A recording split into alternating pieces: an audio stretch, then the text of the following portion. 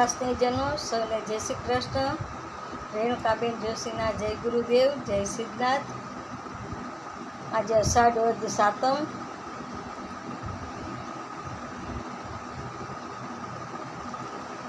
શનિવાર.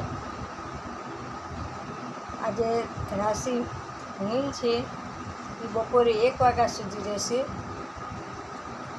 પછી થશે મેષ રાશિ, જેના નામના અક્ષર છે અલ અને ઈ. 1 વાગ્યા પછી બપોરે. પંચક પણ આજે ઉતરે છે બપોરે 1 વાગ્યા પછી. પછી બધા શુભ કાર્યો થાય.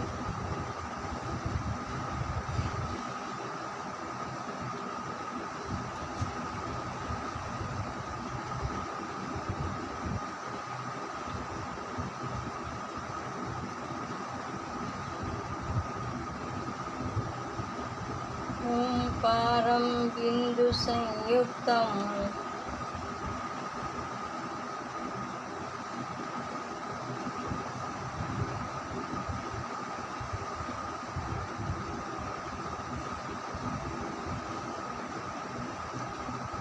શ્રી હરિ.